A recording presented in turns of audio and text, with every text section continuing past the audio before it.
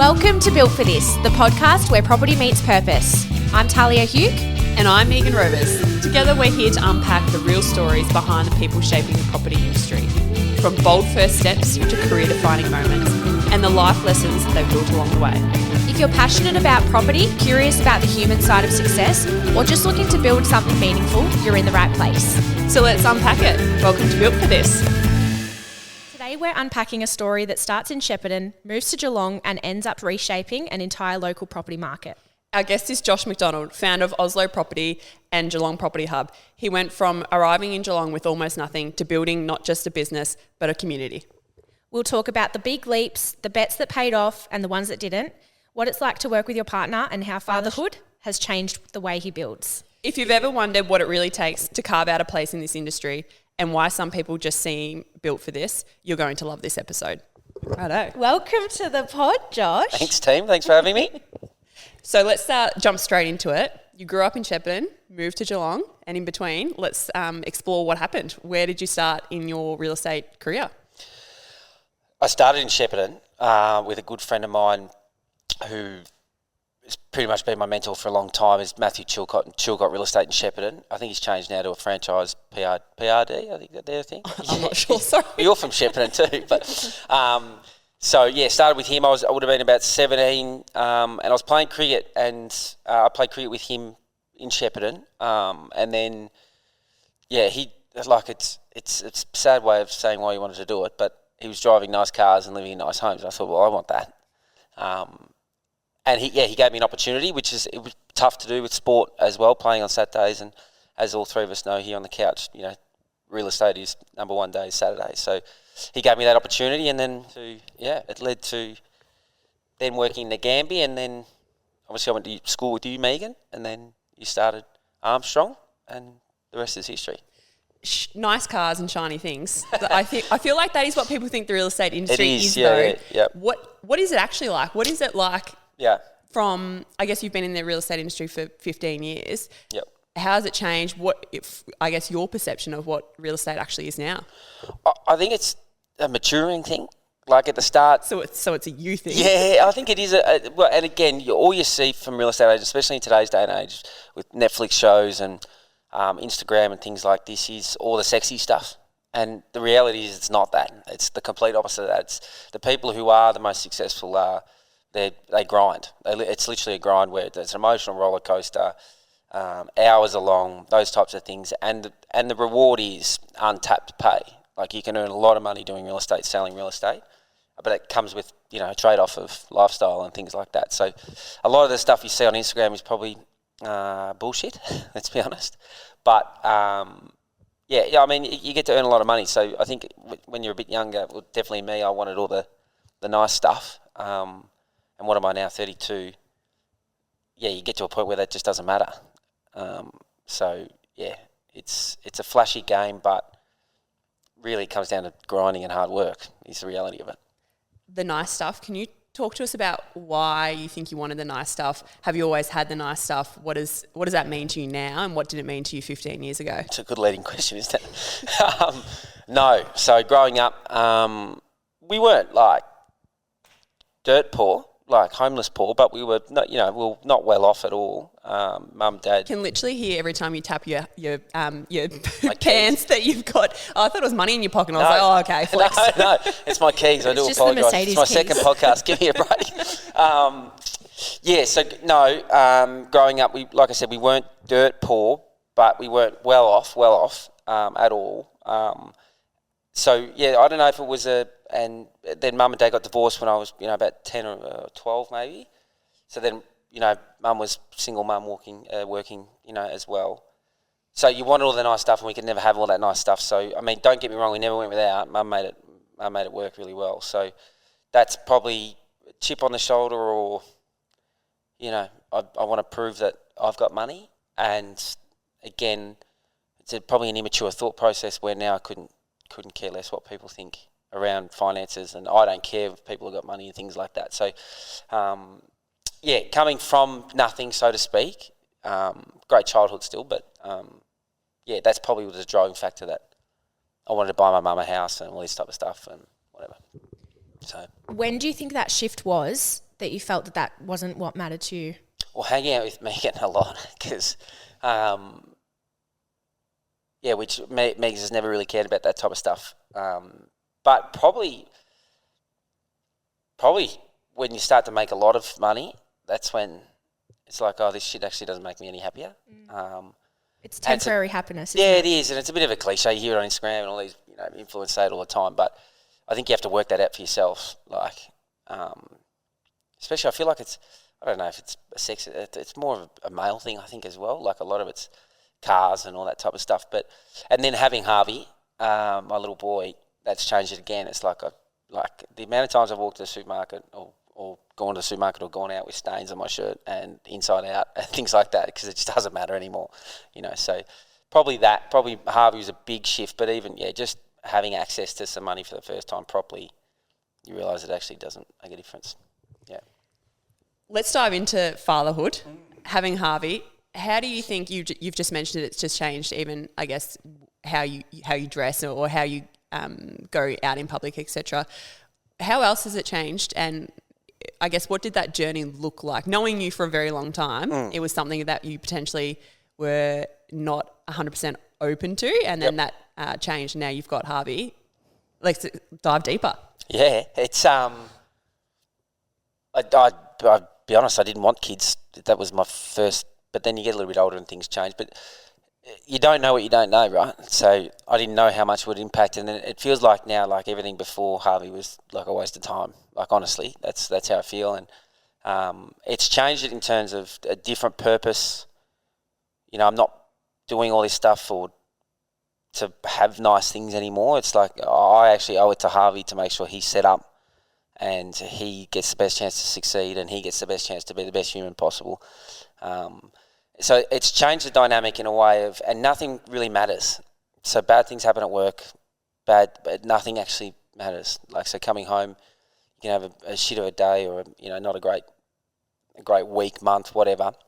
You come home and it's all, because he doesn't care. He doesn't care if a deal fell over or a staff member's unhappy, or he doesn't care. So it's changed the perspective in a lot of different ways. But the biggest thing is a lot of things we worry about, they actually don't matter. Yeah, it's probably the biggest shift mentally for me, for sure. And if we go back, Josh, in terms of where you are now within the business, for those who don't know, Josh and Megan are business partners. Josh is my boss as well.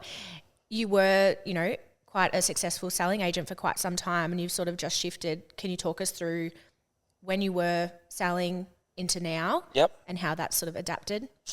Well, I think ever since I started with Megs, or even way back, I think the more interest was actually having the business and growing the business. Has always been, because to me, again, this might be an immature thing, but having the business equals more money in my head, right? What a reality check that was. Because, let's be honest, like the people who earn the most in the real estate business are typically the sales people, and that's why you see a lot of directors still selling in real estate companies, because they're making the money that way and whatnot, plus dividends and whatnot.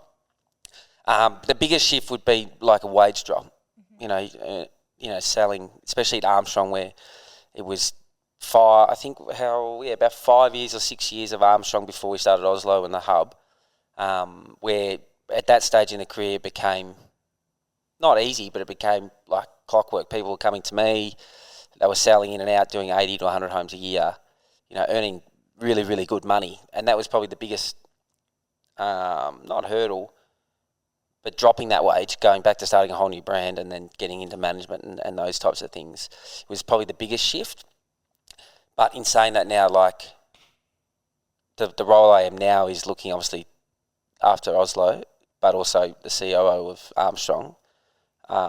And that gets me out of bed way more than selling homes does. Like seeing what your growth in particular, Tales, Curtis's growth, Harley's growth, all the team's growth to where it is now is way better than what I've experienced selling homes. But yeah, it's a long way of answering your question, but the journey was I always wanted to be a part of Armstrong, and then Megan and our old business partner came to me with this suggestion around, because I started doing a little bit more higher end homes in Armstrong. Let's create a whole new brand to diversify a bit. And now what are we're coming up on our 5th year, so 4th, 5th year? I'm not sure, but that's gone quick. Yeah, it's gone really quick. Josh, you touched on before that, and we spoke about this in a previous episode about selling being an emotional roller coaster. It's hard. I think it's harder than what people think to be kind of the middle person sometimes. How do you think you dealt with that, and were there any setbacks or moments that you feel like really shaped your career when you're selling? I reckon I've quit mentally real estate 15 to 20 times. It's just, and any sales job, right? I feel for the guys and girls that go and knock on doors and try and sell solar, Foxtel. The people telemarketer calls now, I gives them a bit of time. I used to just hang off and say, fuck off, leave me alone. But now it's it is a tough gig. Rejection, literally 90% of your job is rejection for 10% glory. So it's, and 24/7 real estate, right? You'll get especially now in today's day and age where Uber's changed things, and how quick we can get things now. People want answers on a Sunday at 6 p.m. So there's no real day off, and you're always, and people are different, right? Where I can't kind of switch off, and I love it. So it's that's why, people talk about burnout and lifestyle and work-life balance and things like that. I'm not a massive believer in work-life balance, and there is, but it's not what you see on Instagram, because typically you hear that stuff on Instagram from 40 to 50-year-olds that are worth 100 million. Of course, they got work-life balance. They don't have to do anything. We're starting out, even I think now, for me, what am I? Like I said, I'm about 30, 32. I dropped exactly 32. I dropped 2 years pretty quick, but I'm still learning. Now with my role as leading the companies and whatnot, it feels like I'm 18 or 19 again, starting out again. So there's no work-life balance is a funny thing that I think it's a bit of fake news. There definitely is. You need to switch off and you need these things, but it's not work 3 days a week and what we have. And that's the challenge we have with our group now. There's a lot of young ones that are used to seeing that all the time, and that's what they think. And I get it. And if you can pull it off, great work. But there's a balance, I think. But where real estate's tough, where you can't. We always say it's almost like a lifestyle rather than a job or a career, because it's like you're talking to someone at Sunday Auskick or Friday night Auskick, and it talks about property. The amount of people I have come up, what's the market doing?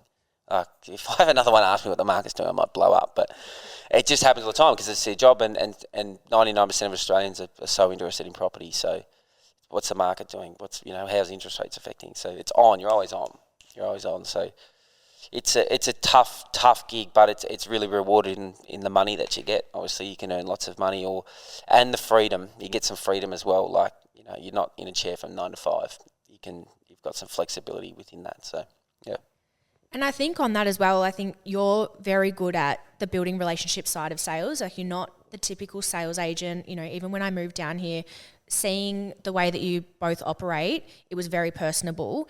How did you find that sort of shaped your real estate industry with, how you work with people, like you said, having that lifestyle, but also not letting those big downs really impact you? Because again, I feel like you handle them really well, but I don't know behind closed doors. I drink a lot, Dars. No. It's interesting to say that in terms of the way we do real estate at the hub, Armstrong, Oslo. Each person's different, right? So I'm big on, I think that's my biggest skill set is getting people to like me, if that makes sense, in a way of connecting people. So, the old, and we've made a huge focus, Megs and I, on making it different in terms of we don't want to be the typical real estate agents of the 90s, early 2000s, where it's flash cars and tyres out the front and good, and this perception of real estate agents, which still lingers today. The public don't think great about real estate agents, let's be honest. So we wanted to change that, so where it's more organic and natural growth and publicity and branding and things like that. So for me, people is number one, and I've always done that. I'm not a cold caller, I'm not a door knocker and those types of things, where my skill set was to be able to, if I can go and have 6 beers with someone, I'll be able to get their business eventually. And it's a slow burn. So the ups and downs, I think I've always been and here and now I'm super present and not without having to practice that. So I'm not really anxious about what's going to happen and those types of things. whether that's lucky or whether it's sometimes it's a bad thing. I know Meg's, we go, oh, what's the worst that can happen? And Meg's like pulling her out. What do you mean, what's the worst that can happen? Well, let me tell you. Yeah. So, like, but I've always been like that is I'll just work it out. Like, nothing can go that bad, in my opinion, that, like, if we go broke, I've got parents and stuff I can go and live with, friends I can live with. Like, you know, I'll find a job, or if no one's died, it's like nothing's that bad, in my opinion. So that's the way I've got through tough ones where it's like, oh, well, no one's died, let's move on. And it's almost a yin and yang situation with your wife. Yep. I was thinking the same. Yeah. So Yep. you, Maddie, your wife, works Yep. with us and has for so many years. It's a dynamic that a lot of people would find very challenging, but you two just make it look very easy. You spoke about burnout. You spoke about work-life balance. How do you do it? What's the secret?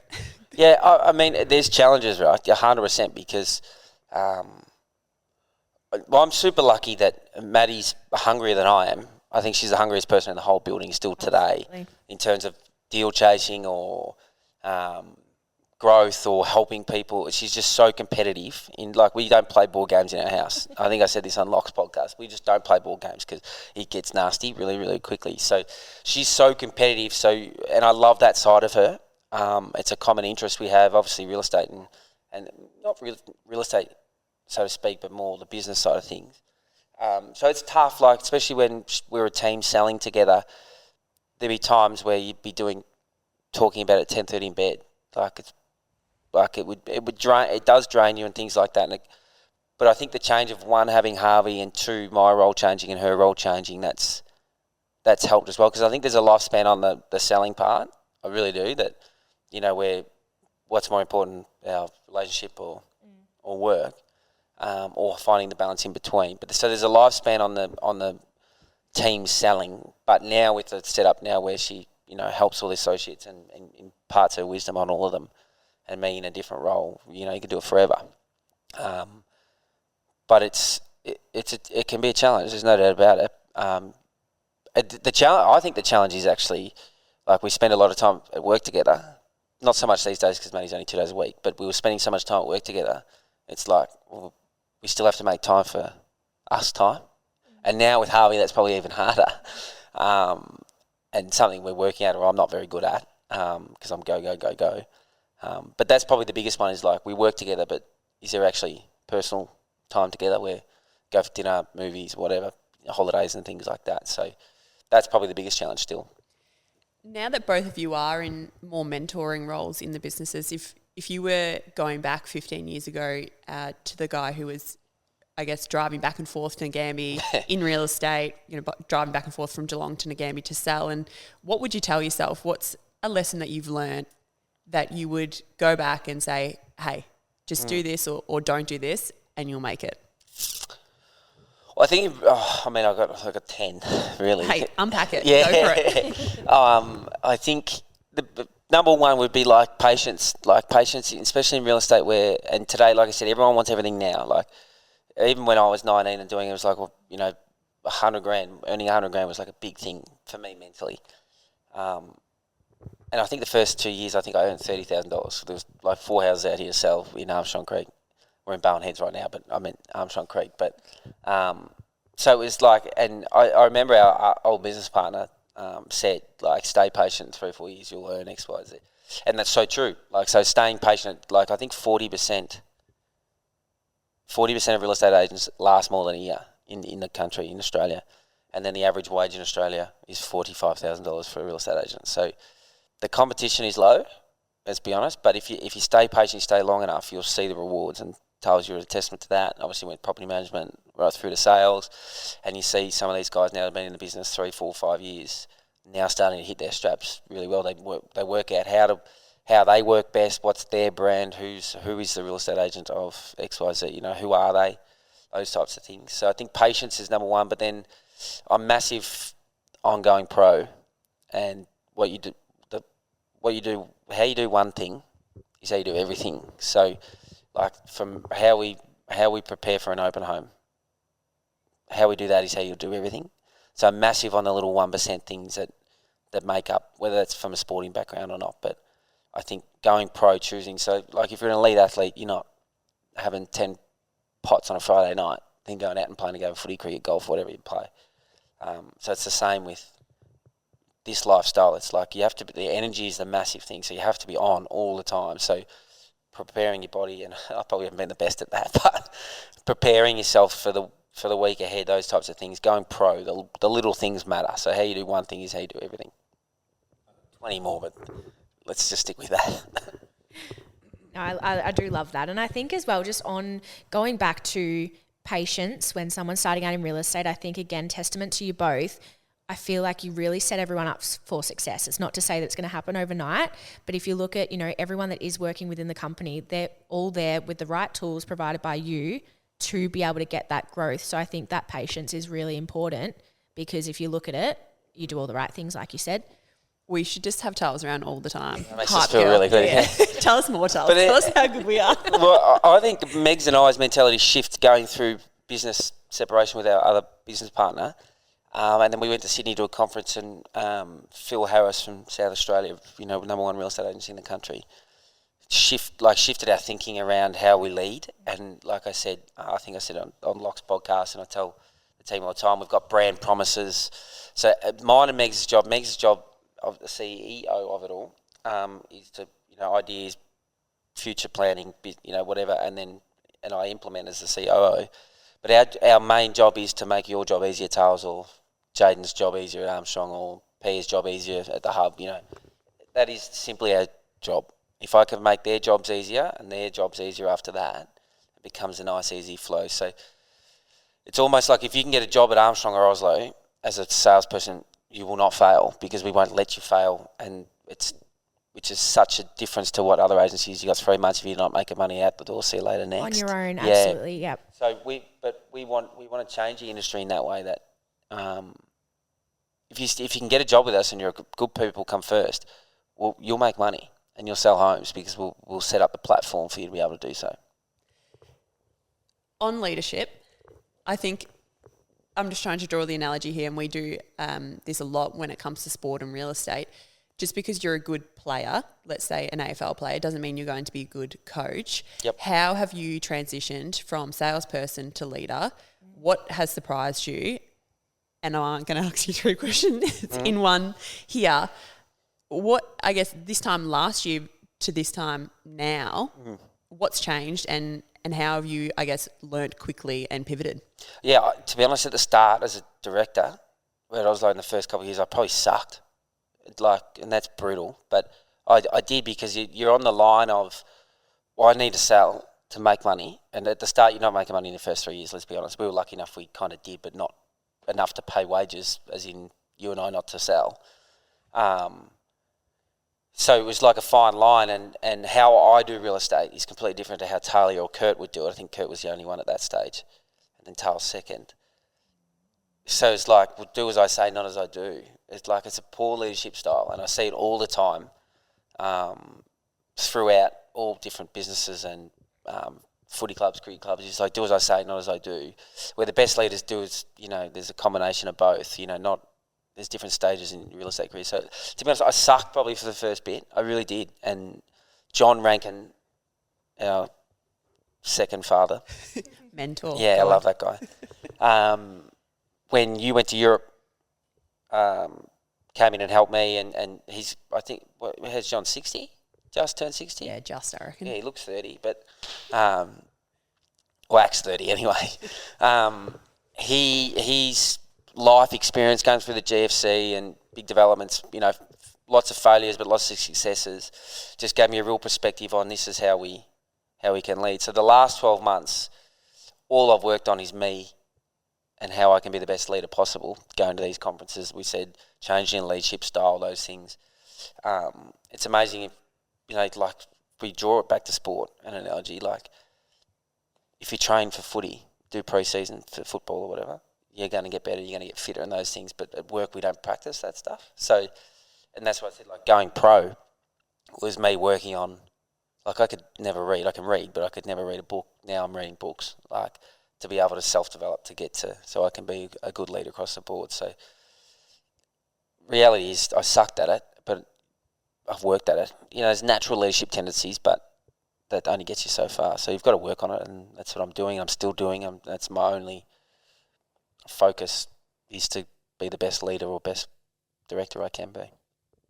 And I think a big one as well with that is understanding your strengths. So it's not like you're trying to do everything, whereas maybe at the start, I don't know, correct me if I'm wrong, were you trying to be everything, whereas now you've sort of taken steps in different spots and relied on the support of others for different things, would you say? Or Yeah, I think like a bit of that, and I don't know how deep you want to get into this, but the dynamic of the three directors at the time was, and you don't realise it at the time till now, that you're looking back and you go, it was probably not a great dynamic in terms of like, what do they want from me, Megan and our other business partner at the time? What do I need to be able to produce and provide and sell? So it's just expectations when they're not talked about or spoken about.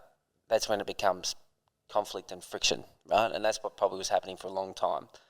And then since that's gone away, Megan and I have cleared our roles up, really clear to definitive. And me stop selling is probably the biggest shift as well, where literally all my job is to make your job easier. And my job is to develop you, train you, provide the best training, be fair and reasonable about it, and provide a beautiful platform, systems, whatever that may look like, to make sure you... So,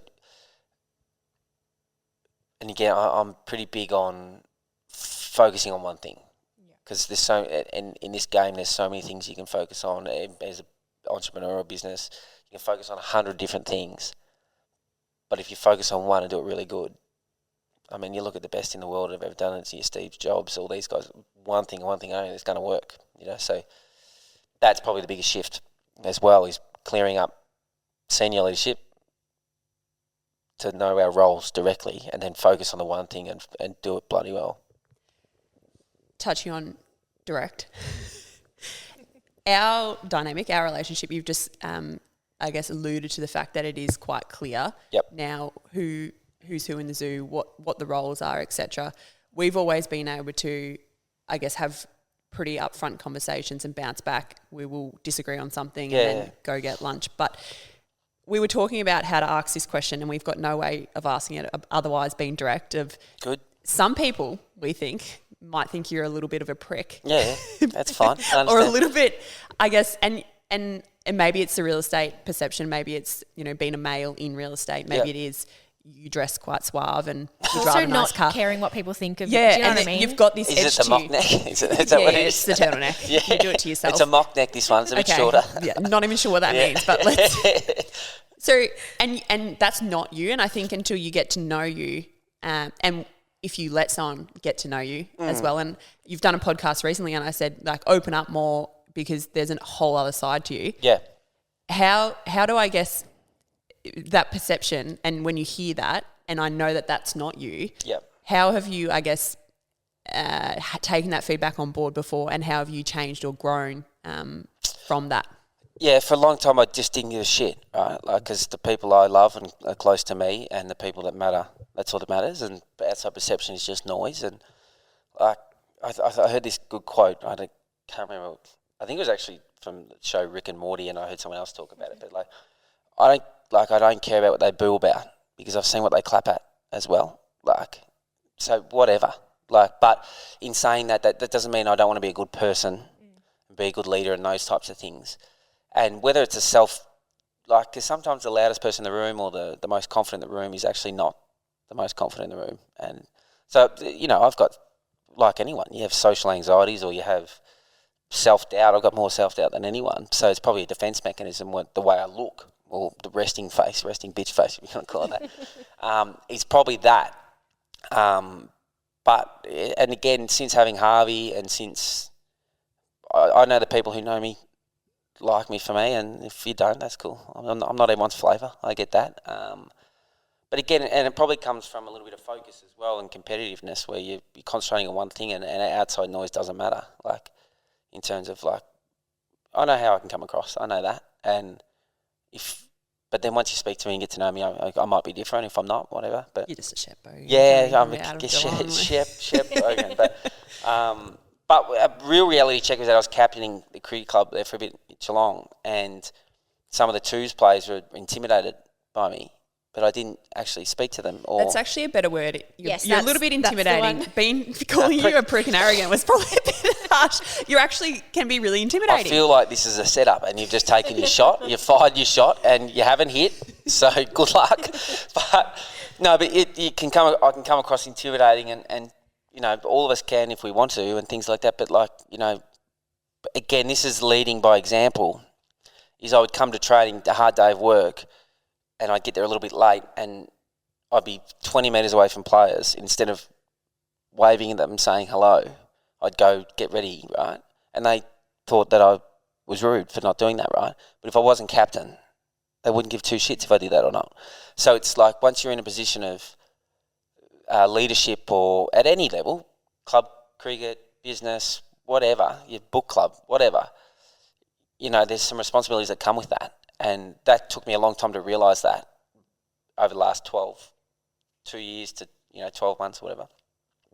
So that's a different thing, how you hold yourself, so I always try and say hello as much as I can. I work on that all the time because I want to be. I think I'm a good person, but I want that. I want to be the best person possible and probably the best example for Harvey as well. But yeah, I'm not fussed if you don't like me, like outside of that. But why should anyone? It's none of my business if you like me or not. Like unless you're in my circle. So I don't know how to answer that other than maybe I'm a prick.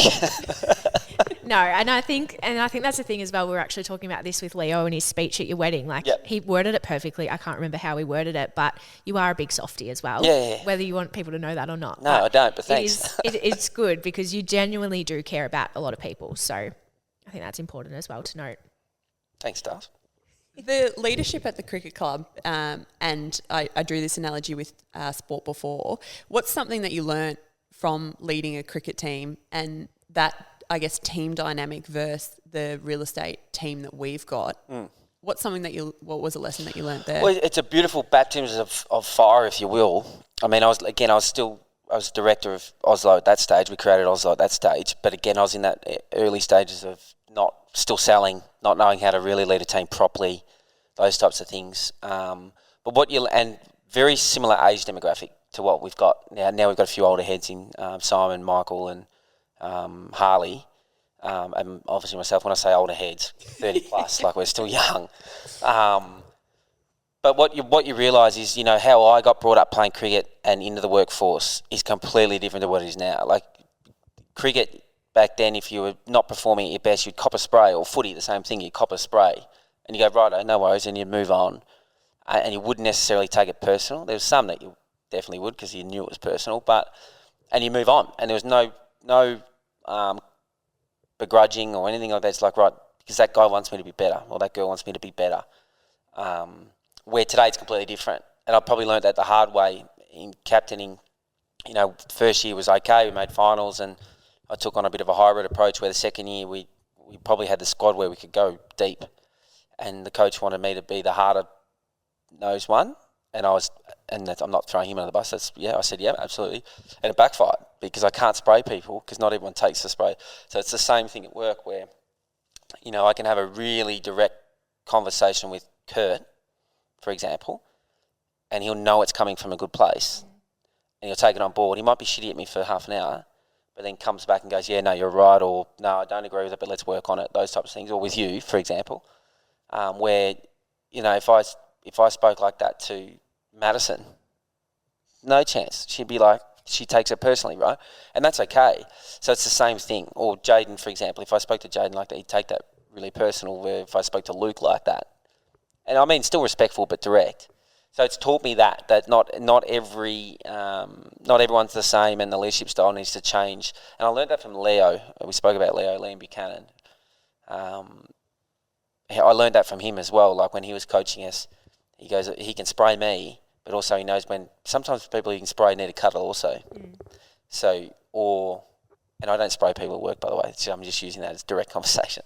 But where some people might need a genuine cuddle and work out that way. So that's probably the biggest learnings I took, that not everyone's the same. And in this modern day world that we live in, leadership style is completely different. It's not the 90s where you hire and fire quick and bang, bang, see you later, whatever. It's completely different, yeah. I've got one last question from me. Yep. before we wrap up. You've spoken about real estate and referred to money and real estate a lot. And I don't love drawing the two together because I know that I know a lot of what you do as well isn't just about the money and real estate. Yep. What legacy are you wanting to build or leave with what you're doing now and in real estate? Legacy, yeah. Just to clarify, the money is not why we do what we do. I mean, it helps, doesn't it? But it's not the be and end all, especially now we're a little bit older. But legacy, wow, what a question, Megs.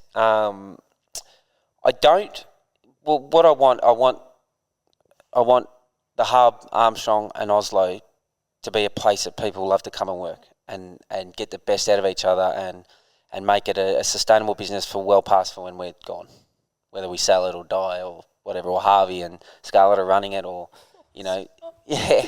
whatever that looks like. I think I want it to be remembered in a way that it's different, and I lean into whatever's different now. If one person's not doing this, well, I'm going to do it. Whatever it is from a business perspective. But I think legacy is not much. I haven't thought about it because I'm a day-by-day operator mentally, as we know. But I think, I want it to be a place where people are happy to come and work. They get the best out of each other, and I don't know what else more at this stage because I'm probably not thinking about legacy. I'm only 32. I'm not. But I want it to be a place where it's creative thinking, it's changing the landscape, it's a happy place to work, and we get the best out of it. Love that. And it's been a really, really good chat, Josh, and thank you for opening up so much. We'd love to finish off the episode with a few rapid fire questions. Oh, yep, go on. So the one I'd love to ask is, if you weren't in real estate, you would be... Finish your sentence, by the way. Yeah, get you. F1 driver. I feel like don't you like practice. the fancy cars, I practice. Shh, don't tell the cops. I love that. One, Josh, what is your death row meal? Chicken palmy. What about entree and dessert? Probably Coke Zero. For what? An entree? No, for a drink. Hang on, stand by. To be honest, the answer would be just a Leo cooked meal, entree right through the end, and he can just choose because that guy can cook. What's the best thing he cooks? Everything. Really? There's not a restaurant in the world I've been to where I go, Leo couldn't cook this better. Wow. Yeah, fact. Anyway, keep going. Karaoke song, what's your go-to? Billy Joel, Piano Man. Love it. And last one, a book, podcast, or quote that shaped you the most? Diary of the CEO podcast. I love that in terms of just different fields, different, from FBI negotiators to sports people to musicians to CEOs to, founders to entrepreneurs, everything like that. It's just it's an amazing listen, which is big learnings I still listen to weekly, so yeah. Love that. Well, thank you so much again for joining us, Josh. Pleasure. Cool.